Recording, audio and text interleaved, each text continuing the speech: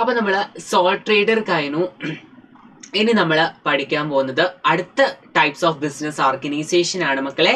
എന്താണ് ഈ ബിസിനസ് ഓർഗനൈസേഷന്റെ പേര്? പാർട്ട്ണർഷിപ്പ്. എന്താണ് പേര്? പാർട്ട്ണർഷിപ്പ് എന്നാ. നിങ്ങൾ പാർട്ട്ണർഷിപ്പ് കേട്ടിട്ടുണ്ടോ? എന്താ പാർട്ട്ണർഷിപ്പ് എന്ന് വെച്ചാല്? എന്താ പാർട്ട്ണർഷിപ്പ് എന്ന് വെച്ചാല്? കേട്ടിട്ടുണ്ടോ? നോക്കാം. എന്താണ് പാർട്ട്ണർഷിപ്പ് എന്ന് വെച്ചാൽ? Owned by 2 or more people. എടാ ഇവിടെ സോൾ ട്രേഡർ പോലെ ഒരാളാണ് ഉണ്ടാവുക? നോ, ഇവിടെ എന്തുണ്ടാവും മക്കളെ? Owned by 2 or more people ആയിരിക്കും അല്ലെ. ഇവിടെ എത്ര ആൾക്കാരുണ്ടാവും? ഇപ്പൊ ഞാൻ എക്സാമ്പിൾ പറയാം. നിങ്ങളൊരു 5 ഫ്രണ്ട്സ് നിങ്ങൾ എല്ലാവരും കൂടിയിട്ട് എന്തെങ്കിലും ഒരു ബിസിനസ് തുടങ്ങുകയാണെങ്കിൽ അതിന് എന്ത് പേര് പറയാം? എന്ത് പേര് പറയാണ്ടാ? പാർട്ട്ണർഷിപ്പ് എന്ന് പേര് പറയാം അല്ലെ. കാരണം എന്താ? അവിടെ നിങ്ങൾ ഒരൊറ്റ ആൾ മാത്രമാണ് ഉള്ളത്. നോ, ഇവിടെ on by 2 or more people അല്ലെ. 2 അതിലധികമോ ആൾക്കാർ ഓൺ ചെയ്യുന്നതിനെയാണ് നമ്മൾ എന്ത് പേര് പറയാം മക്കളെ? പാർട്ട്ണർഷിപ്പ് എന്ന പേര് പറയാം. മക്കളെ പാർട്ട്ണർഷിപ്പിൽ എങ്ങനെയായിരിക്കും? Partners share profit, losses and responsibilities. എടാ പാർട്ട്ണർഷിപ്പിൽ നമ്മൾ സോൾ ട്രേഡറിൽ എങ്ങനെയായിരുന്നു പറഞ്ഞത്? മൊത്തം പ്രോഫിറ്റ് ആർക്കായിരുന്നു? ഓണർക്കായിരുന്നു അല്ലെ. ലയബിലിറ്റീസ് മൊത്തം ആർക്കാ? ഓണർക്ക്. പക്ഷേ കം ടു പാർട്ട്ണർഷിപ്പ്, ഇവിടെയുള്ള പ്രത്യേകത എന്താണെന്ന് വെച്ചാൽ ഇവിടെയുള്ള പ്രോഫിറ്റ് ഒക്കെ എന്ത് ചെയ്യണം? പാർട്ട്നേഴ്സ് ഷെയർ ചെയ്യണം. ലോസസ് ആര് ഷെയർ ചെയ്യണം? പാർട്ട്നേഴ്സ് ഷെയർ ചെയ്യണം. റെസ്പോൺസിബിലിറ്റീസ് ആര് ഷെയർ ചെയ്യണം? ബാധ്യതകളെല്ലാം പാർട്ട്നേഴ്സ് ഷെയർ ചെയ്യണം. ഇതാണ് പാർട്ട്ണർഷിപ്പിന്റെ പ്രത്യേകത. എന്താ മക്കളെ? ഇവിടെയുള്ള പ്രോഫിറ്റുകൾ എല്ലാം ആര് ഷെയർ ചെയ്യണം? പാർട്ട്നേഴ്സ് ഷെയർ ചെയ്യണം. ലോസസ് ആര് ഷെയർ ചെയ്യണം? പാർട്ട്നേഴ്സ് ഷെയർ ചെയ്യണം തമ്മിൽ അങ്ങോട്ടും ഇങ്ങോട്ടും. റെസ്പോൺസിബിലിറ്റീസും ആര് ഷെയർ ചെയ്യണം? പാർട്ട്നേഴ്സ് അങ്ങോട്ടും ഇങ്ങോട്ടും ഷെയർ ചെയ്യുന്നുണ്ടായിരിക്കണം. ഇനി മക്കളെ നോക്കിക്കേ, traditional partnership have unlimited liability. മക്കളെ എടാ കമ്പനീസ് അല്ലെങ്കിൽ പാർട്ട്ണർഷിപ്പ് എന്ത് ലയബിലിറ്റി ഉണ്ടാക്കിയാലും അത് ആര് വീട്ടണം? പാർട്ട്ണർഷിപ്പ് അതിന്റെ ആര് വീട്ടണം? പാർട്ട്നേഴ്സ് വീട്ടുന്നുണ്ടായിരിക്കണം. അതാണ് പറയുന്നത് അൺലിമിറ്റഡ് ലയബിലിറ്റി. കാരണം എന്താ? പാർട്ട്ണർഷിപ്പ് മക്കളെ പല തരത്തിലുള്ള ലോസസ് ഉണ്ടാക്കിയിട്ടുണ്ടാവും. ഈ ലോസസ് എല്ലാം ആര് വീട്ടേണ്ടി വരും? പാർട്ട്നേഴ്സ് വീട്ടേണ്ടി വരും. പാർട്ട്നേഴ്സ് എന്ന് വെച്ചാൽ ആ ഉണ്ടാക്കിയ ആൾക്കാർ 5-6 പേരില്ലേ നിങ്ങളെ ഫ്രണ്ട്സ് എന്ത് ചെയ്യേണ്ടി വരും? ഫുൾ വീട്ടേണ്ടി വരും. Unlimited liability. ആ പാർട്ട്ണർഷിപ്പ് എന്തൊക്കെ തരത്തിലുള്ള ലയബിലിറ്റീസ് കൊണ്ടുവന്നാലും അത് ആരുടെ തലയിലായിരിക്കും? പാർട്ട്നേഴ്സിന്റെ തലയിലായിരിക്കും. അതുകൊണ്ട് തന്നെ അൺലിമിറ്റഡ് ലയബിലിറ്റി ആ മക്കളെ. ലയബിലിറ്റിക്ക് ഒരു അളവുണ്ടോ? No, it's unlimited. കാരണം എത്ര ലയബിലിറ്റി വന്നാലും അതെല്ലാം ആര് വീട്ടണം? പാർട്ട്നേഴ്സ് സ്വയം വീട്ടണം. പിന്നെ മക്കളെ can be formalised using partnership agreement. എടാ നമ്മൾ പാർട്ട്ണർഷിപ്പ് എഗ്രിമെന്റ് അറിയില്ലേ? എഗ്രിമെന്റ് ഒക്കെ നമ്മൾ എന്തിനാ ഇത് കോൺട്രാക്ട് ഒക്കെ ചെയ്തുമ്പോൾ എഗ്രിമെന്റ് ചെയ്യാറില്ലേ? എന്തിനാ? ഉറപ്പ് വരുത്താൻ വേണ്ടിയിട്ട്. അതേപോലെ പാർട്ട്ണർഷിപ്പ് തുടങ്ങുന്നതിന് മുൻപ് നിങ്ങൾ ഈ 5 ഫ്രണ്ട്സ് എന്ത് ചെയ്തിരിക്കണം? ഒരു പാർട്ട്ണർഷിപ്പ് എഗ്രിമെന്റ് എഴുതിയിരിക്കണം. ചിലപ്പോൾ നിങ്ങൾ ആ പാർട്ട്ണർഷിപ്പ് എഗ്രിമെന്റിൽ പലതും ഉണ്ടാവും. നിങ്ങളുടെ പേരുകൾ ഉണ്ടാവും, നിങ്ങളുടെ എല്ലാ പാർട്ട്നേഴ്സിന്റെ അഡ്രസ് ഉണ്ടാവും, നിങ്ങൾ കോൺട്രിബ്യൂട്ട് ചെയ്ത എമൗണ്ട് ഉണ്ടാവും. ഇപ്പൊ ചിലവർ എന്ത് ചെയ്തിട്ടുണ്ടാവും? 1 ലക്ഷം കൊണ്ടുവന്നിട്ടുണ്ടാവും, ചിലവർ 3 ലക്ഷം കൊണ്ടുവന്നിട്ടുണ്ടാവും, ചിലവർ 4 ലക്ഷം കൊണ്ടുവന്നിട്ടുണ്ടാവും. അപ്പൊ അത് ഇത്രയാണ് ഓരോ പാർട്ട്നേഴ്സും ഇംപ്ലിമെന്റ് ചെയ്ത എമൗണ്ട് എത്രയാണെന്നുണ്ടാവും. നിങ്ങൾ ഏത് റേഷ്യോയിലാണ് പ്രോഫിറ്റ് ഷെയർ ചെയ്യുക? അതായത് കൂടുതൽ ക്യാപിറ്റൽ കൊണ്ടുവന്നവർക്ക് എന്ത് കിട്ടും? കൂടുതൽ പ്രോഫിറ്റ് കിട്ടും. കുറഞ്ഞ ക്യാപിറ്റൽ ഉണ്ടെന്നവർക്ക് കുറഞ്ഞ. ആ പ്രോഫിറ്റ് ഷെയറിംഗ് റേഷ്യോ വരെ എന്തിലുണ്ടായിരിക്കും? ഇടാ പാർട്ട്ണർഷിപ്പ് എഗ്രിമെന്റിൽ ഉണ്ടായിരിക്കുന്നതായിരിക്കും. ഇത് മെയിൻലി വരുന്നത് എവിടെയാ മക്കളെ? Common in professional services. അതായത് ലോ ഫേംസ്, അഡ്വക്കേറ്റ്സിന്റെ ഒക്കെ ലോ ഫേംസ് ഉണ്ടാവലുണ്ട്. കുറെ ആൾക്കാർ കൂടിയിട്ട് ഇങ്ങനെയൊക്കെ കാണല്ലേ? നിങ്ങൾ മിസ്റ്റർ ആൻഡ് അസോസിയേറ്റ്സ് എന്നൊക്കെ പറഞ്ഞ് കാണാറില്ലേ? അത് കുറെ എന്താ പറയാ അഡ്വക്കേറ്റ്സ് 10-12 ആൾക്കാർ കൂടിയിട്ട് എന്ത് ചെയ്യുന്നതാണ്? തുടങ്ങുന്ന ഒരു ടൈപ്പ് ഓഫ് ഇതാണ് അല്ലെ. അതിനെയാണ് നമ്മൾ എന്ത് പേര് പറയാ? പാർട്ട്ണർഷിപ്പ് എന്ന പേര് പറയാം. അതേപോലെ തന്നെ അക്കൗണ്ടിങ് ഫേംസ് ഉണ്ട്. എന്തിന്റെ? അക്കൗണ്ടിങ് ഫേംസ് ഉണ്ട്. ഇനി മക്കളെ നമുക്ക് പുതിയൊരാളെ പഠിക്കാം. നമ്മളിപ്പോ പഠിച്ചത് ട്രഡീഷണൽ പാർട്ട്ണർഷിപ്പ്. ആ ട്രഡീഷണൽ പാർട്ട്ണർഷിപ്പിൽ എന്തൊക്കെയായിരുന്നു നമ്മൾ പഠിച്ചത്? 2 or more people ഉണ്ടായിരിക്കും. പ്രോഫിറ്റും ലോസും റെസ്പോൺസിബിലിറ്റീസ് ഒക്കെ എന്ത് ചെയ്യണം? ഷെയർ ചെയ്യുന്നുണ്ടായിരിക്കണം പാർട്ട്നേഴ്സ്. ഇവിടെ നമ്മളൊരു പോയിന്റ് പഠിച്ചിരുന്നു, അൺലിമിറ്റഡ് ലയബിലിറ്റി. ഇവിടെ ഉള്ള പാർട്ട്നേഴ്സിന് എന്താ മക്കളെ? ട്രഡീഷണൽ പാർട്ട്ണർഷിപ്പിലുള്ള പാർട്ട്നേഴ്സിന് അൺലിമിറ്റഡ് ലയബിലിറ്റി ആണ്. പാർട്ട്ണർഷിപ്പ് ഉണ്ടാക്കുന്ന എല്ലാ ലയബിലിറ്റിയും ആര് വീട്ടേണ്ടി വരും? പാർട്ട്ണർഷിപ്പ് ഉണ്ടാക്കുന്ന എല്ലാ ലയബിലിറ്റിയും പാർട്ട്നേഴ്സ് വീട്ടേണ്ടി വരും അല്ലെ. പാർട്ട്ണർഷിപ്പ് എഗ്രിമെന്റ് വേണം അല്ലെ. ഇനി നമ്മൾ പഠിക്കാൻ പോകുന്ന ലിമിറ്റഡ് ലയബിലിറ്റി പാർട്ട്ണർഷിപ്പ്. എന്താ മക്കളെ ലിമിറ്റഡ് ലയബിലിറ്റി? ലിമിറ്റഡ് ലയബിലിറ്റി എന്ന് വെച്ചാൽ എന്താ? ലിമിറ്റഡ് ലയബിലിറ്റി ലിമിറ്റഡ് ആവാന്ന് വെച്ചാൽ എന്താ?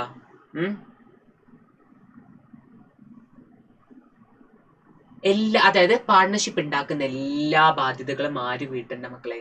പാർട്ട്നേഴ്സ് വീട്ടണ്ട. ആ ഒരു പാർട്ട്ണർഷിപ്പാണ് എന്ത് നമ്മൾ ഇനി പഠിക്കാൻ പോകുന്ന ലിമിറ്റഡ് ലയബിലിറ്റി പാർട്ട്ണർഷിപ്പ്, LLP നമ്മൾ ഷോർട്ട് ഫോമിൽ പറയും. എന്താണ് മക്കളെ LLP എന്ന് വെച്ചാൽ? ബിസിനസ്. നമ്മൾ മുന്നത്തെ ട്രേഡ് പഠിച്ചത് എന്താ? സാധാ പാർട്ട്ണർഷിപ്പ്, ട്രഡീഷണൽ പാർട്ട്ണർഷിപ്പ് എന്നും പറയട്ടോ അതിലെങ്ങനെയായിരുന്നു?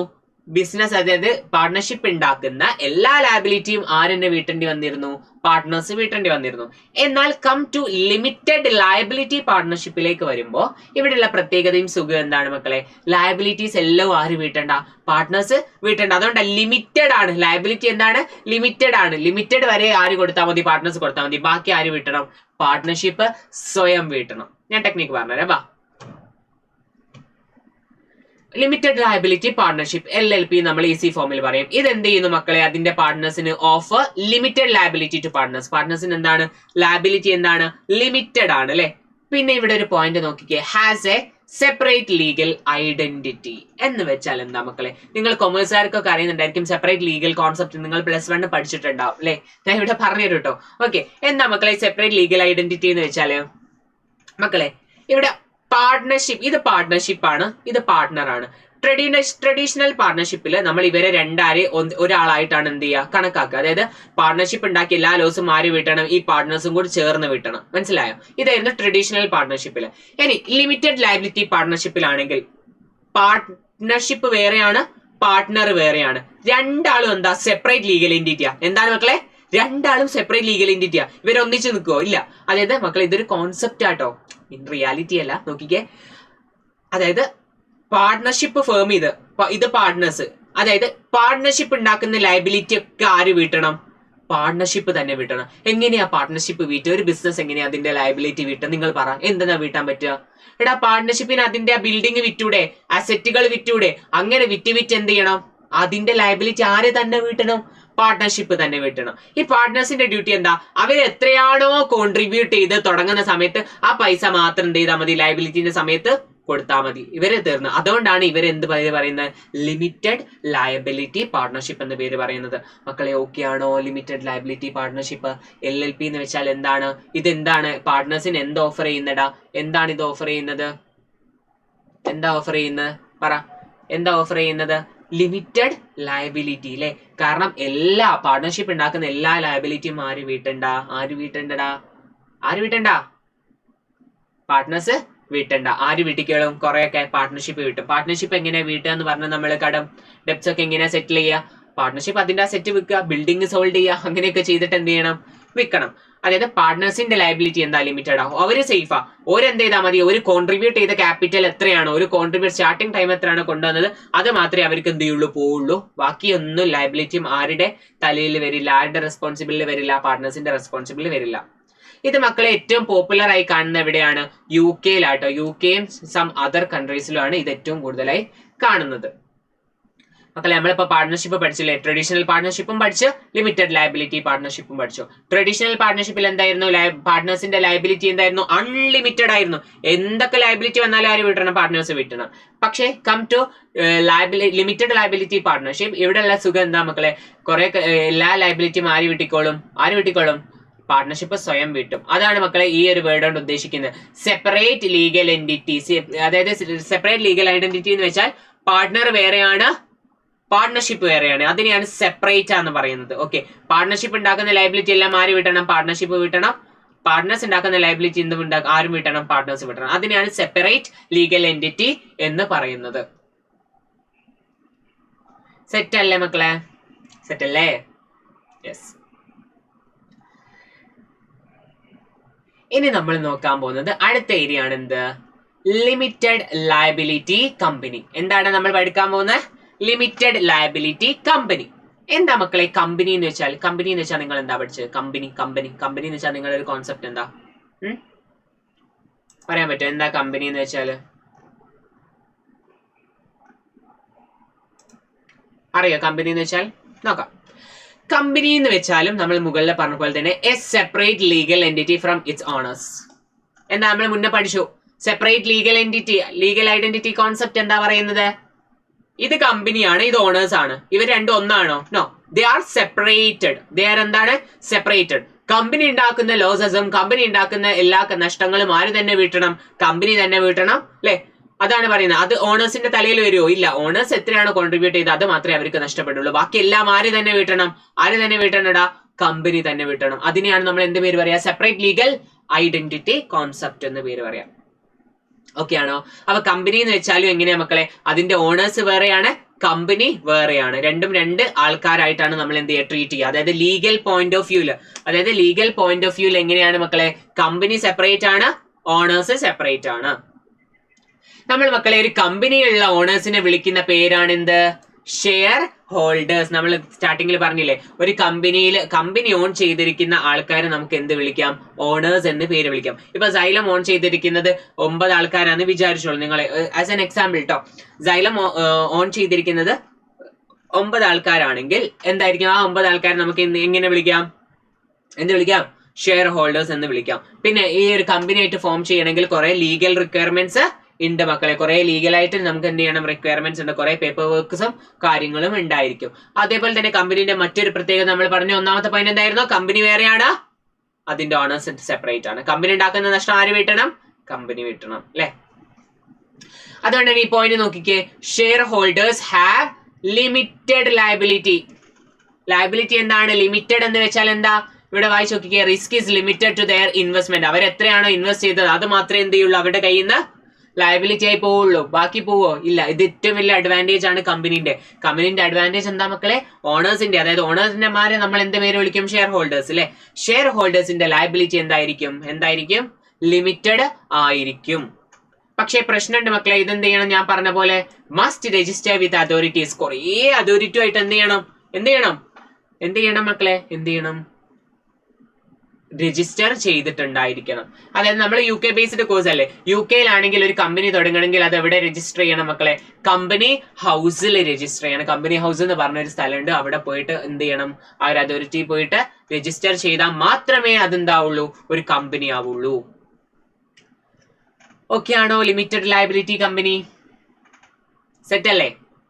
ഇനി മക്കളെ, ലിമിറ്റഡ് ലയബിലിറ്റി കമ്പനീസിൽ തന്നെ 2 തരം കമ്പനീസ് ആണ് നമ്മൾ എന്ത് ചെയ്യാൻ പോകുന്നത്, നോക്കാനായി പോകുന്നത്.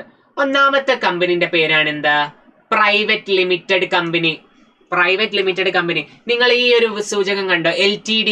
നിങ്ങൾ പല പീഡിയകളുടെയും അല്ലെങ്കിൽ പല ഇതിന്റെയും കാണുമ്പോൾ നിങ്ങൾ കാണലുണ്ടാ മതി, PVT LTD എന്ന് കാണും. LTD എന്ന് വെച്ചാൽ എന്താ, ഇറ്റ്സ് എ പ്രൈവറ്റ് കമ്പനി. അതെന്താണ്, പ്രൈവറ്റ് കമ്പനി ആയതുകൊണ്ടാണ് അതിന്റെ പേരിന്റെ കൂടെ നമ്മൾ എന്ത് ചെയ്യും, ലാസ്റ്റ് എന്ത് ചേർക്കും, LTD എന്ന് ചേർക്കും, ലിമിറ്റഡ് അല്ലെ. ലിമിറ്റഡ് നിങ്ങൾ പലപ്പോഴും ട്രാവൽ ഒക്കെ ചെയ്യുമ്പോൾ കണ്ടിട്ടില്ല, പല കമ്പനീസിന്റെ അല്ലെങ്കിൽ നിങ്ങൾ ന്യൂസ് ഒക്കെ വായിക്കുമ്പോൾ നിങ്ങൾക്ക് കാണാൻ പറ്റുന്നതാണ് LTD. പല കമ്പനീസിന്റെ പേരിന്റെ കൂടെ എന്ത് ചേർക്കും, LTD ചേർക്കും. LTD എന്തിനാ ചേർക്കുക മക്കളെ, പ്രൈവറ്റ് ലിമിറ്റഡ് ആയിട്ടുള്ള കമ്പനീസ്. നമ്മളിപ്പോ കമ്പനീസാണ് പഠിക്കുന്നത്, കമ്പനീസ് തന്നെ നമ്മൾ 2 കമ്പനീസ് പഠിക്കാൻ പോവാണെന്ന്. ഒന്നാമത്തെ എന്താണ്, പ്രൈവറ്റ് ലിമിറ്റഡ് കമ്പനിയും, രണ്ടാമത്തെ എന്താ, പബ്ലിക് ലിമിറ്റഡ് കമ്പനിയും. എന്താ മക്കളെ പ്രൈവറ്റ് ലിമിറ്റഡ് കമ്പനി എന്ന് വെച്ചാൽ, shares not traded on the stock exchange.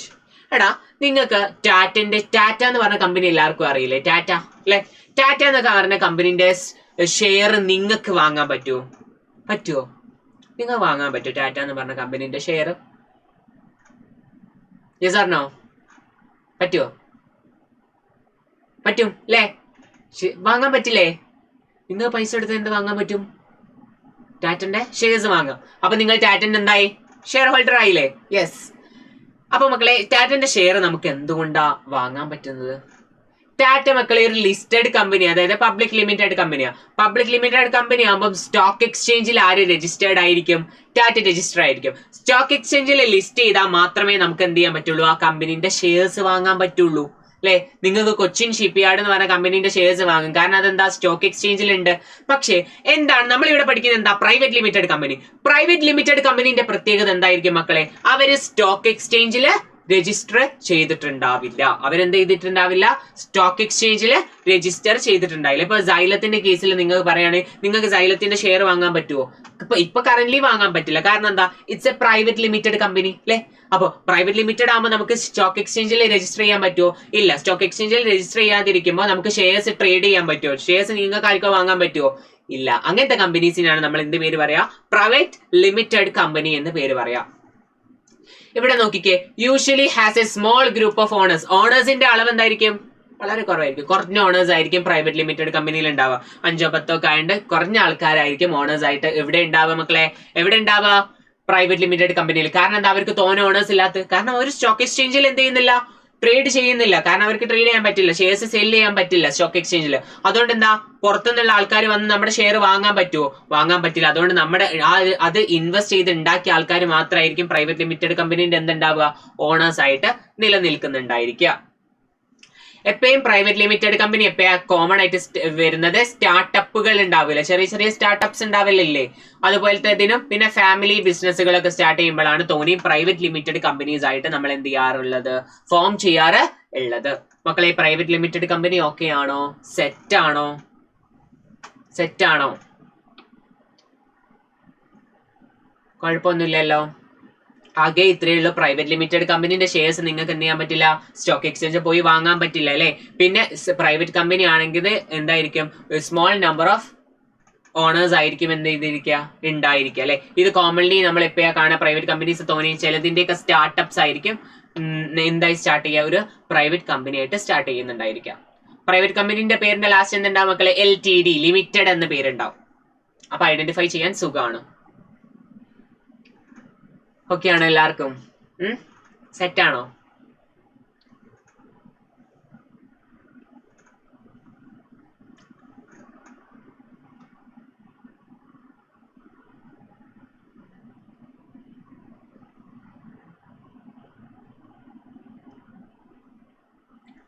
ഇനി നമുക്ക് നോക്കാനുള്ളത് ഏതാടാ, public limited company. Public limited company, അതിന്റെ പേരിന്റെ ലാസ്റ്റ് എന്താ മക്കളെ വരുന്നത്, PLC എന്നുണ്ടാവും. ഒരു പബ്ലിക് ലിമിറ്റഡ് കമ്പനി ആണെങ്കിൽ എന്ത് പേരുണ്ടാവും, PLC. ഇപ്പൊ ടാറ്റ PLC കമ്പനിയാണ്, ടാറ്റ PLC എന്നാണ്ടാവുക, ലിമിറ്റഡ് എന്നാണ് ഉണ്ടാവുക. നോ, കാരണം എന്താ, it's a public company, Tata PLC എന്നാട്ടോ ഉണ്ടാവുക. ഇതിന്റെ പ്രത്യേകത എന്താ മക്കളെ, ഒന്നാമത്തെ പോയിന്റ് വായിച്ചു നോക്കിക്കേ, shares can be sold to the public. എടാ എനിക്കോ നിങ്ങൾക്കോ എന്ത് ചെയ്യാൻ പറ്റും, ടാറ്റിന്റെ ഷെയർ വാങ്ങിക്കൂടെ പറ്റും അല്ലെ. കാരണം എന്താ, അതൊരു പബ്ലിക് കമ്പനിയാണ്. അതുകൊണ്ട് തന്നെ അതിന്റെ ഷെയർസ് എവിടെ, മാർക്കറ്റിൽ സ്റ്റോക്ക് എക്സ്ചേഞ്ചിൽ എന്ത് ചെയ്യും, കിട്ടും. നിങ്ങൾക്കോ എനിക്ക് പൈസ എടുത്താൽ എന്ത് ചെയ്യാൻ പറ്റും, ടാറ്റിന്റെ ഷെയർസ് എന്ത് ചെയ്യാൻ പറ്റും, പർച്ചേസ് ചെയ്യാൻ പറ്റും, ട്രേഡ് പറ്റും അല്ലെ. അതുകൊണ്ട് തന്നെ അങ്ങനത്തെ കമ്പനീസ് ആണ് എന്ത് കമ്പനീസ് മക്കളെ, public company. Shares can be sold to the പബ്ലിക്കിന് എന്ത് ചെയ്യാൻ പറ്റും, വാങ്ങാൻ പറ്റുന്ന ഷെയർസിനെയാണ് നമ്മൾ എന്ത് പേര് പറയാ, ഷെയർസ് ഉള്ള കമ്പനീസിനെയാണ് എന്ത് പേര് പറയാ, പബ്ലിക് കമ്പനി എന്ന് പേര് പറയാം. പക്ഷെങ്കിൽ നോക്കിക്കേ, must meet strict legal and financial requirement. Public കമ്പനീസിന് എന്താ മക്കളെ, ഭയങ്കര ലീഗൽ റിക്വയർമെന്റ്സ് ഉണ്ട്. അതായത് അവരെന്ത് ചെയ്യണം, ഫിനാൻഷ്യൽ റിക്വയർമെന്റ്സും. കാരണം ഇവര് ഫിനാൻഷ്യൽ സ്റ്റേറ്റ്മെന്റിൽ SOPL SOFP, ടാറ്റന്റെ കമ്പനീന്റെ SOFPയും SOPLും എല്ലാം നിങ്ങൾക്ക് എവിടെ നോക്കിയാൽ കാണാൻ പറ്റും, ഇന്റർനെറ്റിൽ നോക്കിയാൽ കാണാൻ പറ്റും. കാരണം എന്താ, ലീഗൽ റിക്വയർമെന്റ് ആണ്. അതായത് പബ്ലിക് കമ്പനീസ് എല്ലാം എന്ത് ചെയ്യണം, എല്ലാരും എന്ത് ചെയ്യണം, അവരുടെ അക്കൗണ്ട്സ് അല്ലെങ്കിൽ അവരുടെ എന്ത് സബ്മിറ്റ് ചെയ്യണം, മാർക്കറ്റിൽ അല്ലെങ്കിൽ ഇന്റർനെറ്റിൽ ആർക്ക് സബ്മിറ്റ് ചെയ്യണം, അവരുടെ ഫിനാൻഷ്യൽ സ്റ്റേറ്റ്മെന്റ് എന്ത് ചെയ്യണം മക്കളെ, സബ്മിറ്റ് ചെയ്യണം. അതൊരു ലീഗൽ റിക്വയർമെന്റാ. അതായത് ഇന്റർനെറ്റിൽ സബ്മിറ്റ് ചെയ്തിട്ട് അവരുടെ സൈറ്റിൽ സബ്മിറ്റ് ചെയ്യണം, എന്നാലേ എല്ലാവർക്കും കാണാൻ പറ്റുള്ളൂ. അതെന്താണ്, ആ ഒരു ലീഗൽ റിക്വയർമെന്റ് ആണ് അല്ലെ. പബ്ലിക് ലിമിറ്റഡ് കമ്പനിന്റെ ലീഗൽ റിക്വയർമെന്റ് ആണ് എന്ത് മക്കളെ, അവരെന്ത് ചെയ്യണം, അവരുടെ ഫിനാൻഷ്യൽ സ്റ്റേറ്റ്മെന്റ്സ് എല്ലാം എന്ത് ചെയ്തിരിക്കണം, സബ്മിറ്റ് ചെയ്തിട്ടുണ്ടായിരിക്കണം അല്ലെ. ഓക്കെ ആണോ? അതുകൊണ്ട് തന്നെ നല്ല സ്ട്രിക്റ്റ് ആയിട്ടുള്ള ലീഗൽ ഫോർമാലിറ്റീസ് ആർക്കുണ്ട്, പബ്ലിക് ലിമിറ്റഡ് കമ്പനിക്ക് ഉണ്ട്. പിന്നെയുള്ള ഒരു അഡ്വാൻറ്റേജ് മക്കളെ, can raise large amount of capital. എടാ ഞാനും നിങ്ങൾക്ക് എല്ലാവർക്കും വാങ്ങാൻ പറ്റുന്നുണ്ടെങ്കിൽ നമ്മളെല്ലാരും വാങ്ങൂലേ. അതുകൊണ്ട് തന്നെ ഈ പൈസയൊക്കെ ആർക്കാ പോകുന്നത്, ടാറ്റക്കല്ലേ പോകുന്നത്. അപ്പൊ ടാറ്റക്ക് എന്ത് ചെയ്യാൻ പറ്റും, ക്യാപിറ്റൽ എമൗണ്ട് നല്ലോണം കൂട്ടാൻ പറ്റില്ലേ, മൂലധനം നല്ലതായി കൂടൂലേ. യെസ്, അതൊരു അഡ്വാൻറ്റേജ് ആണോ. ലാർജ് എമൗണ്ട് ഓഫ് ക്യാപിറ്റൽ നമുക്ക് അവൈലബിൾ ആവും. കാരണം എന്താ, നമ്മൾ സ്റ്റോക്ക് എക്സ്ചേഞ്ചിൽ ലിസ്റ്റഡ് ആയിട്ടുള്ള കമ്പനിയാണ്. സ്റ്റോക്ക് എക്സ്ചേഞ്ചിൽ കയറിയ എനിക്കും നിങ്ങൾക്കൊക്കെ എന്ത് ചെയ്യാം, ഷെയർസ് വാങ്ങാൻ പറ്റും. അപ്പൊ ഈ ഷെയർസ് വാങ്ങുന്ന സമയത്ത് ആ പൈസയൊക്കെ ആർക്കാ കിട്ടുന്നത്, ടാറ്റക്കാണ് കിട്ടുന്നത് അല്ലേ. അപ്പൊ അവർക്ക് ലാർജ് എമൗണ്ട് ഓഫ് ക്യാപിറ്റൽ ഉണ്ടാവില്ലേ. യെസ്, ഇത് സ്മോൾ ബിസിനസിന് സ്യൂട്ട് ആവോ? No, public companies is suitable for large ബിസിനസ്സിലാണ് ബെസ്റ്റ് പബ്ലിക് കമ്പനി ആയിട്ട് ഫോം ചെയ്യൽ ബെസ്റ്റ്. ഏത് ബിസിനസ്സിനാണ് മക്കളെ, ലാർജ് ബിസിനസ്സിനാണ് ബെസ്റ്റ് പബ്ലിക് ലിമിറ്റഡ് കമ്പനി ആയിട്ട് സ്റ്റാർട്ട് ചെയ്യല്. ഓക്കെ അല്ലേ, സെറ്റ് അല്ലേ?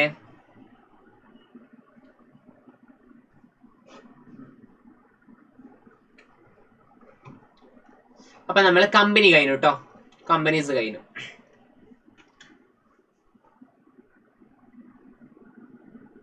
ഇനി നമ്മൾ പഠിക്കാൻ പോകുന്നത് എന്താ, നോട്ട് ഫോർ പ്രോഫിറ്റ് ഓർഗനൈസേഷൻ. നിങ്ങൾ കണ്ടിട്ടുണ്ടോ നോട്ട് ഫോർ പ്രോഫിറ്റ് ഓർഗനൈസേഷൻ? പ്രോഫിറ്റിന് വേണ്ടി അല്ല ഇവര് വർക്ക് ചെയ്യുക. ഇവരുടെ മെയിൻ പരിപാടി എന്ന് പറയുന്നത് എന്താണ്? സൊസൈറ്റിക്ക് സെർവ് ചെയ്യുക എന്നുള്ളതാണ് ഇവരുടെ മെയിൻ പരിപാടി എന്ന് പറയുന്നത്. ഓക്കെ, നിങ്ങൾ കുറെ ചാരിറ്റബിൾ ട്രസ്റ്റുകളൊക്കെ കണ്ടിട്ടല്ലേ? അതൊക്കെ എന്തിന് എക്സാമ്പിൾ മക്കളെ? നോട്ട് ഫോർ പ്രോഫിറ്റ് ഓർഗനൈസേഷന് എക്സാമ്പിൾ ആണ്. കാരണം അവരുടെ അൾട്ടിമേറ്റ് എയിം എന്തല്ല? പ്രോഫിറ്റ് മേക്കിംഗ് ആണോ? പ്രോഫിറ്റ് മേക്കിംഗ് ആണോടാ? അല്ല. അങ്ങനത്തെ ഓർഗനൈസേഷനെയാണ് നമ്മൾ എന്ത് പേര് വിളിക്കുക? നോട്ട് ഫോർ പ്രോഫിറ്റ് ഓർഗനൈസേഷൻ എന്ന് പേര് വിളിക്കാം. അപ്പൊ നമുക്ക് പഠിച്ചാലോ എന്താണ് നോട്ട് ഫോർ പ്രോഫിറ്റ് ഓർഗനൈസേഷൻ എന്ന്? ഇവരുടെ മെയിൻ ഗോൾ എന്തല്ല? Main goal is not profit. Profit ആണോ? നോ. ഇവരുടെ മെയിൻ ഗോൾ എന്താ? Serve society or specific cause, അല്ലെ? അതായത് മക്കളെ സൊസൈറ്റീനെ സെർവ് ചെയ്യുക. ഇപ്പൊ നിങ്ങളൊക്കെ പലപ്പോഴും ചില ചാരിറ്റബിൾ ട്രസ്റ്റിനും എന്തിനാ വർക്ക് ചെയ്യുന്നത്? അവർ സൊസൈറ്റിക്ക് വേണ്ടി പല കാര്യങ്ങളും ചെയ്യുന്നുണ്ട്, അല്ലെ? ഇപ്പൊ വൃദ്ധസദനങ്ങളൊക്കെ ഓൾഡ് ഏജ് ഹോം ഒക്കെ നിങ്ങൾ കണ്ടിട്ടില്ലേ? അതൊക്കെ എന്താണ്? അവരൊക്കെ പ്രോഫിറ്റിന് വേണ്ടിയാണ് വർക്ക് ചെയ്യുന്നത്. നോ, സൊസൈറ്റിക്ക് എന്ത് ചെയ്യുക? സെർവ് ചെയ്യാണ്. സൊസൈറ്റിയിൽ അനാഥരായിട്ടുള്ളവർ എന്ത് ചെയ്യാണ്? സംരക്ഷിക്കുകയല്ലേ ചെയ്യുന്നത്? യെസ്, അങ്ങനെയല്ലേ ചെയ്യുന്നത്? അല്ലടാ. യെസ്. അവരുടെ മെയിൻ ഗോൾ പ്രോഫിറ്റ് ആണോ? നോ. അങ്ങനത്തെ ഓർഗനൈസേഷൻ നമുക്ക് എന്ത് പേര് വിളിക്കാം മക്കളെ? നോട്ട് ഫോർ പ്രോഫിറ്റ് ഓർഗനൈസേഷൻ എന്ന് പേര് വിളിക്കാം.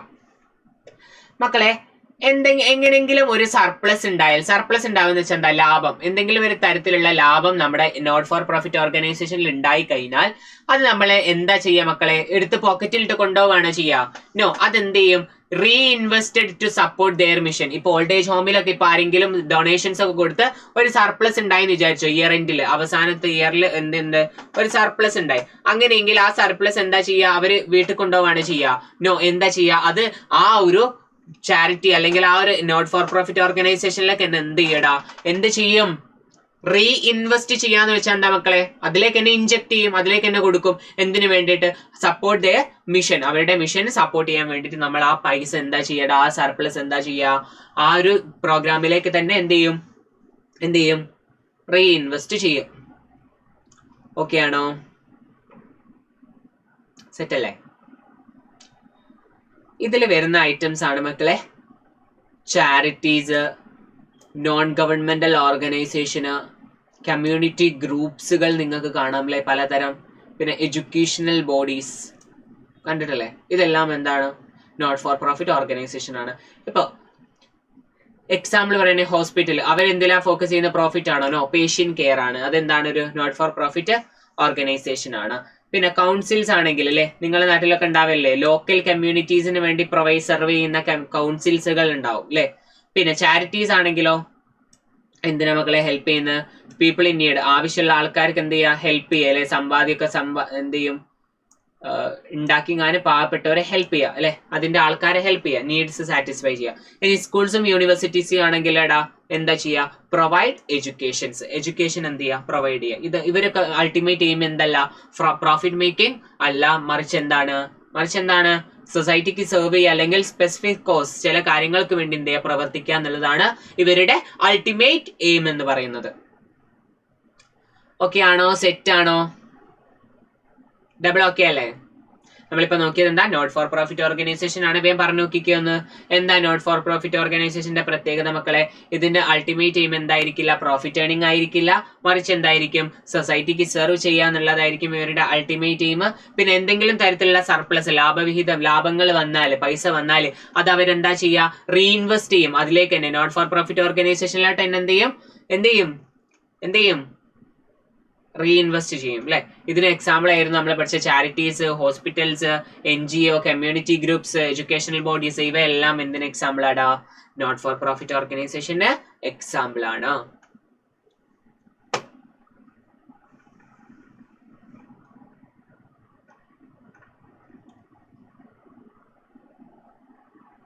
സെറ്റ് അല്ലേ? ഓക്കെ, ഇനി നമുക്ക് നോക്കാനുള്ളത് എന്താ നോക്കാനുള്ളത്? Public sector organisation. നിങ്ങൾക്ക് പബ്ലിക് സെക്ടർ ഓർഗനൈസേഷൻ ഒരു എക്സാമ്പിൾ പറയാൻ പറ്റുമോ? ആർക്കെങ്കിലും പറയാൻ പറ്റുമോ? Public sector organisation example?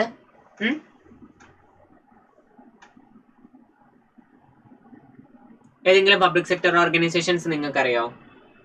Indian railway ഒരു പബ്ലിക് സെക്ടർ ഓർഗനൈസേഷൻ ആണ് അല്ലെ? KSRTC ഒരു പബ്ലിക് സെക്ടർ ഓർഗനൈസേഷനാണ്. KCB ഒരു പബ്ലിക് സെക്ടർ ഓർഗനൈസേഷനാണ്. കാരണം എന്താ മക്കളെ? എന്തുകൊണ്ട്? എങ്ങനെയാ ഒരു ഓർഗനൈസേഷൻ പബ്ലിക് സെക്ടർ ഓർഗനൈസേഷൻ ആവുന്നത്? എങ്ങനെയാ? നമുക്ക് വായിച്ചു നോക്കിയാലോ എങ്ങനെയാന്ന്. Owned and operated by the government. ആരാടാ ഇവിടെ ഓൺ ചെയ്യുന്നത്?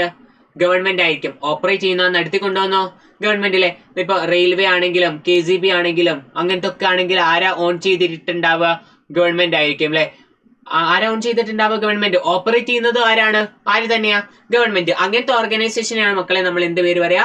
പബ്ലിക് സെക്ടർ ഓർഗനൈസേഷൻ എന്ന് പേര് പറയാ. ഇവരുടെ അൾട്ടിമേറ്റ് എയിം എന്താ മക്കളെ? എന്താ? പ്രോഫിറ്റ് ഉണ്ടാക്കലാണോ? KSRTC, ഇന്ത്യൻ റെയിൽവേ അങ്ങനത്തെ, അല്ലെങ്കിൽ സ്കൂൾസ്, ഗവൺമെന്റ് സ്കൂൾസ് ഒക്കെ അല്ലേ, അതിന്റെയൊക്കെ അൾട്ടിമേറ്റ് എയിം എന്തല്ല? പ്രോഫിറ്റ് മേക്കിംഗ് ആണോ? No. Provide essential service to the public. പബ്ലിക്കിന് എന്ത് ചെയ്യാ മക്കളെ?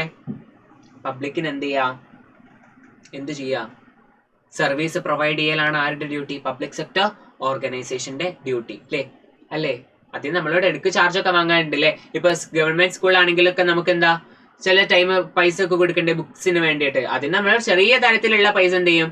ഈടാക്കും. ഇപ്പൊ ഇന്ത്യൻ റെയിൽവേ ആണെങ്കിൽ നിങ്ങൾക്ക് മറ്റു ട്രാൻസ്പോർട്ടിനെക്കാട്ടിലൊക്കെ എന്താണ് കോസ്റ്റ് കുറവല്ലേ? കോസ്റ്റ് കുറവല്ലേ? യെസ്. അതൊക്കെ എന്താ? ഗവൺമെന്റ് അതൊരു സർവീസ് ആയിട്ട് പബ്ലിക്കിന് എന്ത് ചെയ്യാണ്? കൊടുക്കുകയാണ് അല്ലെ. അവരുടെ എയിം എന്തല്ല? അതുവഴി പ്രോഫിറ്റ് ഏൺ ചെയ്യലല്ല. അപ്പൊ സ്റ്റേറ്റ് സ്കൂൾ വഴി അവർക്ക് പ്രോഫിറ്റ് ഏൺ ചെയ്യലാണോ എയിം? നോ. അവരെന്താ പാവപ്പെട്ടവർക്കും എന്ത് ചെയ്യാ? പൈസ ഇല്ലാതെ വിദ്യാഭ്യാസം പ്രൊവൈഡ് ചെയ്യാന്നുള്ളതല്ലേ, എഡ്യൂക്കേഷൻ പ്രൊവൈഡ് ചെയ്യാന്നുള്ളതല്ലേ അവരുടെ അൾട്ടിമേറ്റ് എയിം. യെസ് മക്കളെ. ഇവർക്ക് ഇതിനൊക്കെ ഉള്ള ഫണ്ട് എവിടുന്നാ കിട്ടുന്നത് മക്കളെ? ഈ ഗവൺമെന്റ് ഓർഗനൈസേഷന്, പബ്ലിക് സെക്ടർ ഓർഗനൈസേഷന് ഗവൺമെന്റിന് എവിടുന്ന ഫണ്ട് കിട്ടുന്നത്? ടാക്സ്. നമ്മളുടെ അടുത്തുനിന്ന് ടാക്സ് പിടിക്കുന്നില്ലേ? ഓരോ കാര്യത്തിനും പിടിക്കുന്നില്ലേ? നമ്മളെ നോട്ട്ബുക്ക് വാങ്ങിയാൽ, നമ്മളെ പെന്ന് വാങ്ങിയാൽ ഇതിനൊക്കെ ഇതുമലൊക്കെ എന്ത് പോകുന്നുണ്ട്? ടാക്സ് പോകുന്നുണ്ട്. നമ്മൾ ഹോട്ടൽസിൽ പോയി ഫുഡ് കഴിച്ചാൽ ടാക്സ് കാണില്ലേ? CGST, SGST എന്നൊക്കെ പറഞ്ഞിട്ട്. അപ്പൊ ഈ ഫണ്ടൊക്കെയാണ് ഗവൺമെന്റ് എന്തിനുപയോഗിക്കുന്നത്? പബ്ലിക് സെക്ടർ ഓർഗനൈസേഷന് ഉപയോഗിക്കുന്നത്. അവർക്ക് എവിടുന്ന മക്കളെ ഫണ്ട് കിട്ടുന്നത്? It is funded through tax. Tax വഴിയാണ് എന്ത് ചെയ്യുക? ഫണ്ട് കിട്ടുക.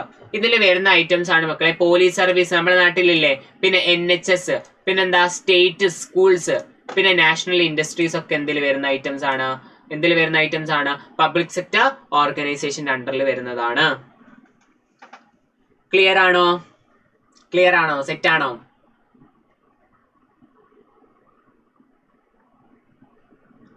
അപ്പൊ നമ്മളിപ്പോ പഠിച്ചത് എന്താ മക്കളെ? പബ്ലിക് സെക്ടർ ഓർഗനൈസേഷൻ ആണ്. എന്താ മക്കളെ പബ്ലിക് സെക്ടർ ഓർഗനൈസേഷൻ എന്ന് വെച്ചാൽ? Owned and operated by government ആയിരിക്കും അവിടെ എന്ത് ഓൺ ചെയ്തിട്ടുള്ളതും ഓപ്പറേറ്റ് ചെയ്തിട്ടുള്ളതും. ഇവരുടെ അൾട്ടിമേറ്റ് എയിം എന്താ മക്കളെ? Provide essential service to the public. പബ്ലിക്കിന് എന്ത് ചെയ്യുക? സർവീസ് പ്രൊവൈഡ് ചെയ്യുക. ഇവരെങ്ങനെയാ മക്കളെ ഇവർക്കുള്ള ഫണ്ട് കിട്ടുന്നത്? എവിടുന്നാ കിട്ടുന്നത്? ടാക്സ് ത്രൂ ആണ് ഇവർക്ക് ഫണ്ട് കിട്ടുന്നത് അല്ലെ.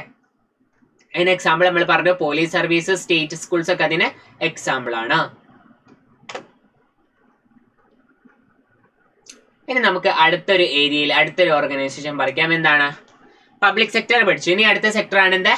Private sector organisation. എന്താ മക്കളെ പ്രൈവറ്റ് സെക്ടർ ഓർഗനൈസേഷൻ എന്ന് വെച്ചാൽ? പബ്ലിക് സെക്ടർ ഓർഗനൈസേഷൻ ആരായിരുന്നു ഓൺ ചെയ്തത്, ഓപ്പറേറ്റ് ചെയ്തതും? ആരായിരുന്നു? ഗവൺമെന്റ് ആയിരുന്നു. എന്നാൽ നമുക്ക് ഇനി പഠിക്കാനുള്ളത് പ്രൈവറ്റ് സെക്ടർ ഓർഗനൈസേഷൻ ആണ്. പ്രൈവറ്റ് സെക്ടർ ഓർഗനൈസേഷൻ ആണെങ്കിൽ എങ്ങനെയായിരിക്കും മക്കളെ? ഓൺഡ് ബൈ പ്രൈവറ്റ് ഇൻഡിവിജ്വൽസ് ആയിരിക്കും, അല്ലെങ്കിൽ കമ്പനീസ്. പ്രൈവറ്റ് ആയിട്ടുള്ള കമ്പനീസോ അല്ലെങ്കിൽ പ്രൈവറ്റ് ഇൻഡിവിജ്വൽസോ ഓൺ ചെയ്തിട്ടുള്ള ഓർഗനൈസേഷനെയാണ് നമ്മൾ എന്ത് പേര് പറയാ മക്കളെ? എന്ത് പേര് പറയാ? പ്രൈവറ്റ് സെക്ടർ ഓർഗനൈസേഷൻ എന്ന് പേര് പറയാം. ഇവരുടെ ഗോൾ എന്താടാ? പ്രോഫിറ്റ് മേക്ക് ചെയ്യാന്നുള്ളതാണ്. ഇതിൽ ആരൊക്കെ വരും? സോൾ ട്രേഡേഴ്സ് വരും ഈ ഒരു പ്രൈവറ്റ് സെക്ടർ ഓർഗനൈസേഷനാണ്. കാരണം എന്താ? അവിടെ ഇൻഡിവിജ്വൽ അല്ലേ ഓൺ ചെയ്തിട്ടുള്ളത്. പാർട്ണർഷിപ്പ് വരും അല്ലെ, അവിടെ കുറെ ഇൻഡിവിജ്വൽസ് ചേർന്നല്ലേ ഓൺ ചെയ്തത്. അവരുടെ അൾട്ടിമേറ്റ് എയിം പ്രോഫിറ്റ് ഉണ്ടാക്കലല്ലേ. അതുകൊണ്ട് ഇതൊക്കെ ഏതിന്റെ അണ്ടറിൽ വരുന്നതാണ്? പ്രൈവറ്റ് സെക്ടർ ഓർഗനൈസേഷന്റെ അണ്ടറിൽ വരുന്ന. അതേപോലെ തന്നെ കമ്പനീസ്, പ്രൈവറ്റ് കമ്പനീസ് ഉണ്ടാവൂലേ, എന്തായിരിക്കും അവരുടെ അൾട്ടിമേറ്റ് എയിം? പ്രോഫിറ്റ് മേക്കിംഗ് ആയിരിക്കും അല്ലെ. അങ്ങനെ ഉള്ളവരൊക്കെ ഏതിന്റെ അണ്ടറിൽ വരും മക്കളെ? പ്രൈവറ്റ് സെക്ടർ ഓർഗനൈസേഷന്റെ അണ്ടറിൽ വരുന്നവരാണ്. ആരൊക്കെടാ? സോൾ ട്രേഡർ വരുമോ? സോൾ ട്രേഡർ എന്തുകൊണ്ടാ വരുന്നത് പ്രൈവറ്റ് സെക്ടറിന്റെ അണ്ടറിൽ? കാരണം ഇവരുടെ അൾട്ടിമേറ്റ് എയിം എന്താ? പ്രോഫിറ്റ് മേക്ക് ചെയ്യാന്നുള്ളതാണ് അല്ലെ. പിന്നെ ഓൺ ചെയ്യുന്നത് എന്തെന്ന്? ഇൻഡിവിജ്വൽ ആയിട്ട്. അതുകൊണ്ട് തന്നെ ഇത് പ്രൈവറ്റ് സെക്ടർ ഓർഗനൈസേഷൻ ആണ്. പിന്നെ പാർട്ണർഷിപ്പ് നോക്കുകയാണെങ്കിലും കുറച്ച് ഇൻഡിവിജ്വൽസ് ചേർന്നിട്ട് എന്താണ് തുടങ്ങുന്നതല്ലേ, പ്രൈവറ്റ് ഇൻഡിവിജ്വൽസ് ചേർന്ന് അല്ലെ. അതേപോലെ തന്നെ പാർട്ണർഷിപ്പിന്റെ അൾട്ടിമേറ്റ് എയിം എന്തായിരിക്കും? പ്രോഫിറ്റ് മേക്കിംഗ് ആയിരിക്കും. അപ്പൊ അതും എന്താണ്? പ്രൈവറ്റ് സെക്ടർ ഓർഗനൈസേഷന്റെ അണ്ടറിൽ വരുന്നതാണ്. പിന്നെ കമ്പനീസ് ആണെങ്കിലോ, ചില കമ്പനീസ് ഉണ്ടാവും പ്രൈവറ്റ് ലിമിറ്റഡ് കമ്പനീസ്. അവരുടെ അൾട്ടിമേറ്റ് എയിം എന്തായിരിക്കും? പ്രോഫിറ്റ് മേക്കിംഗ് ആയിരിക്കും അല്ലെ. അതേപോലെ തന്നെ അവരുടെ ഓൺ ചെയ്തിരിക്കുന്നത് പ്രൈവറ്റ് ഇൻഡിവിജ്വൽസും ആയിരിക്കും. പക്ഷെ ഇവിടെയുള്ള പ്രത്യേകത എന്താ മക്കളെ, ഓപ്പറേറ്റ് ഇൻ കോമ്പറ്റീറ്റീവ് മാർക്കറ്റ്. അവിടെ ഈ ഒരു പ്രൈവറ്റ് സെക്ടർ ഓർഗനൈസേഷൻസ് ഒക്കെ എന്ത് ചെയ്യും, മാർക്കറ്റ് എന്തായിരിക്കും അവർ വർക്ക് ചെയ്യുന്ന ഓപ്പറേറ്റ് ചെയ്യുന്ന കോമ്പറ്റീറ്റീവ് ഇരിക്കുന്ന വെച്ചാൽ നല്ല മത്സരാധിഷ്ഠിതമായിട്ടുള്ളതായിരിക്കും. കാരണം നമുക്കിപ്പോ ഒരു സൂപ്പർ മാർക്കറ്റ് ഇൻഡസ്ട്രി എടുത്തു നോക്കാം അല്ലെ. അതൊരു സോൾ ട്രേഡർ അല്ലെങ്കിൽ പാർട്ണർഷിപ്പുമായിട്ട് ആൾക്കാർ തുടങ്ങുന്ന ഒരു ഇൻഡസ്ട്രിയാണ്. നോക്കുകയാണെങ്കിൽ അവിടെ കോമ്പറ്റീറ്റീവ്നെസ് ഉണ്ടോ?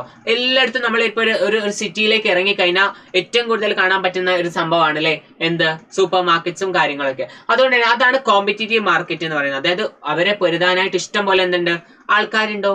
ആൾക്കാരില്ലടാ, ഉണ്ട്. അതാണ് കുറെ ആൾക്കാർ, സെയിം ഇൻഡസ്ട്രിയിലുള്ള കുറെ ആൾക്കാർ എന്തുണ്ട് അവിടെ ഉണ്ട് അല്ലെ. സെയിം ഇൻഡസ്ട്രിയിലുള്ള കുറെ ആൾക്കാർ അവിടെ ഉണ്ട്. അതുകൊണ്ട് തന്നെ അവിടെ കോമ്പറ്റീറ്റീവ് മത്സരം എന്തായിരിക്കും, ഭയങ്കര കൂടുതലായിരിക്കും. അതാണ് പ്രൈവറ്റ് സെക്ടർ ഓർഗനൈസേഷൻസ് ഓപ്പറേറ്റ് ചെയ്യുന്ന ഏരിയ എന്തായിരിക്കും മക്കളെ, കോമ്പറ്റീറ്റീവ് മാർക്കറ്റ് ആയിരിക്കും. കോമ്പറ്റീറ്റീവ് മാർക്കറ്റ് എന്ന് വെച്ചാൽ എന്താടാ, കോമ്പറ്റീറ്റീവ് മാർക്കറ്റ് എന്ന് വെച്ചാൽ നല്ല മത്സരമുള്ള മാർക്കറ്റ് ആയിരിക്കും. അപ്പൊ നമ്മള് പ്രൈവറ്റ് സെക്ടർ ഓർഗനൈസേഷനും പഠിച്ചു. സെറ്റ് അല്ലേ? ഓക്കെ അല്ലേടാ?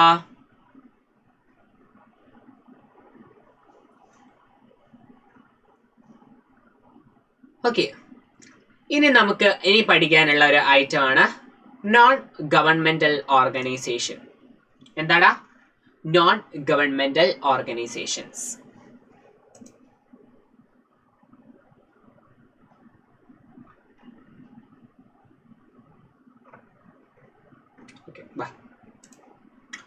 എന്താ മക്കളെ നോൺ ഗവൺമെന്റൽ ഓർഗനൈസേഷൻ എന്ന് വെച്ചാൽ? ഒന്നാമത്തെ പോയിന്റ് നോക്കിക്കേ, ഗവൺമെന്റ് ആണ് നടത്തുന്നത്. No, independent from government. ഗവൺമെന്റിൽ നിന്ന് ഇൻഡിപെൻഡന്റ് ആയിട്ടുള്ള ആൾക്കാരായിരിക്കും. ഇവരുടെ എയിം എന്തല്ല മക്കളെ, പ്രോഫിറ്റ് മേക്കിംഗ്? പ്രോഫിറ്റ് മേക്കിംഗ് അല്ല. ഇവരുടെ എയിം എന്തല്ല, പ്രോഫിറ്റ് മേക്കിംഗ് അല്ല. പക്ഷെ ഗവൺമെന്റിന്റെതാണോ? No, it is independent from government.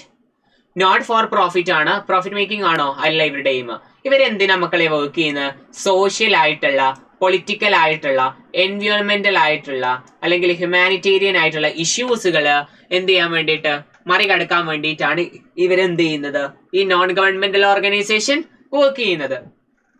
ഇപ്പൊ നിങ്ങൾക്ക് എക്സാമ്പിൾ പറയുന്നത് ഗ്രീൻ പീസ് എന്നൊക്കെ പറഞ്ഞൊരു ഇതുണ്ട്. അതെന്തിനാ ഉള്ളതെന്ന് വെച്ചാൽ എൻവയോൺമെന്റൽ പ്രൊട്ടക്ഷന് വേണ്ടിയിട്ട് തുടങ്ങിയ ഒരു ഓർഗനൈസേഷൻ ആണ് അല്ലെ. എന്തിനു വേണ്ടി തുടങ്ങിയതാണ്, ഗ്രീൻ പീസ് എന്നൊക്കെ പറഞ്ഞത്? എൻവയോൺമെന്റിനെ പ്രൊട്ടക്ട് ചെയ്യാൻ. അവരുടെ പർപ്പസ് അതുവഴി പ്രോഫിറ്റ് ഉണ്ടാക്കലാണോ? നോ. എന്താണ്, ഒരു പ്രത്യേക കാര്യങ്ങളിലുള്ള ഇഷ്യൂ, അതായത് എൻവയോൺമെന്റൽ ഇഷ്യൂസ് തടയാൻ വേണ്ടിയിട്ടാണ് അവരെന്ത് ചെയ്യുന്നത്, ഒരു ഓർഗനൈസേഷൻ ബിൽഡ് ചെയ്തത്. അത് ഗവൺമെന്റിന്റെ അണ്ടറിലായിരിക്കും. നോ, ഇൻഡിപെൻഡന്റ് ഫ്രം ഗവൺമെന്റ് ആണ്. പക്ഷെ ഇവരെന്തല്ല, അവരുടെ എയിം എന്തായിരിക്കും, നോട്ട് ഫോർ പ്രോഫിറ്റ് ആയിരിക്കും അല്ലെ. പ്രോഫിറ്റിന് വേണ്ടിയാണ് അവർ വർക്ക് ചെയ്യുന്നത്. നോ, അതായത് ഇവർ എന്തായിരിക്കും, ഈ നോൺ ഗവൺമെന്റൽ ഓർഗനൈസേഷനിലുള്ള ഒരു എൻവയോൺമെന്റൽ ആയിട്ടുള്ള അല്ലെങ്കിൽ ഹ്യൂമാനിറ്റേറിയൻസ് ആയിട്ടുള്ള പ്രോബ്ലംസ് എന്ത് ചെയ്യുക, സോൾവ് ചെയ്യാനായിട്ട് നിലകൊള്ളുന്ന ഓർഗനൈസേഷനെയാണ് നമ്മൾ എന്ത് പേര് പറയാ, നോൺ ഗവൺമെന്റൽ ഓർഗനൈസേഷൻസ് എന്ന് പേര് പറയാം. മക്കളെ ഇവർക്ക് ഇവിടുന്ന് ഫണ്ട് കിട്ടുന്നത്, ഇവർക്ക് പൈസ വേണ്ടേ വർക്ക് ചെയ്യണമെങ്കിൽ അല്ലെ. ഇപ്പൊ ഒരു എൻവയോൺമെന്റലി പ്രശ്നങ്ങളൊക്കെ ഉണ്ടാകുന്ന സമയത്ത് അവിടെയൊക്കെ എന്ത് ചെയ്യേണ്ടി വരും, നല്ല പ്ലാന്റ്സ് ഒക്കെ എന്ത് ചെയ്യേണ്ടി വരും, നടേണ്ടി വരും അല്ലെ. കാര്യങ്ങളൊക്കെ ചെയ്യേണ്ടി വരാനൊക്കെ ഇവർക്ക് എന്ത് ചെയ്യേണ്ടി വരും, പൈസ വരില്ലേ, പണം ആവശ്യമല്ലേ. യെസ്. അപ്പൊ ഇവർക്ക് ഫണ്ട് കിട്ടുന്നത് എങ്ങനെയാ മക്കളെ, ത്രൂ ഡൊണേഷൻസ് അല്ലെ. ചില ആൾക്കാർ ഇതിന്റെ ഉള്ളിലുള്ള ആൾക്കാർ ഇതിൽ വർക്ക് ചെയ്യുന്നവർ എന്ത് ചെയ്യും, ഡൊണേറ്റ് ചെയ്യും അല്ലെ. നിങ്ങൾക്ക് എന്ത് ചെയ്യും, പരിസ്ഥിതിക്ക് വേണ്ടി അല്ലെങ്കിൽ എൻവയോൺമെന്റിനെ പ്രൊട്ടക്ട് ചെയ്യാനായിട്ട് ഡൊണേഷൻസ് കിട്ടും ഇവർക്ക്. പിന്നെ എന്താ മക്കളെ കിട്ടുക, ഗ്രാൻസ് കിട്ടാനുള്ള ചാൻസ് ഉണ്ട്. ഗ്രാൻസ് എന്ന് വെച്ചാൽ എന്താ, ഗവൺമെന്റ് എന്ത് ചെയ്യും മക്കളെ, ഗവൺമെന്റ് ഗ്രാന്റ് കൊടുക്കാറുണ്ട്. എങ്ങനെയാ ഗ്രാന്റ് കൊടുക്കുക എന്നറിയോ? ഇതുപോലെയുള്ള എൻവയോൺമെന്റൽ പ്രൊട്ടക്ഷൻ ഒക്കെ ചെയ്യാൻ വേണ്ടിയിട്ട് ഇതുപോലുള്ള നോൺ ഗവൺമെന്റൽ ഓർഗനൈസേഷനെ സംരക്ഷിക്കാൻ അല്ലെങ്കിൽ അവർക്ക് മോട്ടിവേറ്റ് ചെയ്യാൻ വേണ്ടിയിട്ട് ഗവൺമെന്റ് എന്ത് ചെയ്യും, കുറച്ച് പൈസ കൊടുക്കും ഇതുപോലുള്ള കാര്യങ്ങൾക്ക്. അതിനെയാണ് നമ്മൾ പേര് പറയുന്നത് ഗ്രാന്റ് എന്ന് അല്ലെ. ഇവിടെ എക്സാമ്പിൾ ഉണ്ട്, Greenpeace, Médecins Sans Frontières എന്ന് പറഞ്ഞ ഐറ്റംസ് ഒക്കെ. ഇതൊക്കെ എന്തിന്റെ എക്സാമ്പിൾ ആണ്, നോൺ ഗവൺമെന്റൽ ഓർഗനൈസേഷൻസിന് എക്സാമ്പിൾ ആണ്. എല്ലാവർക്കും സെറ്റ് ആണോ? ഓക്കെ ആണോ? സെറ്റ് അല്ലേ?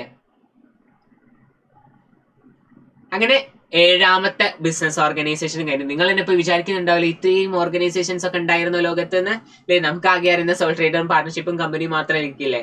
യെസ്, ഇത്രയും തരത്തിലുള്ള ഓർഗനൈസേഷൻസ് നമുക്ക് പഠിക്കാനുണ്ട്.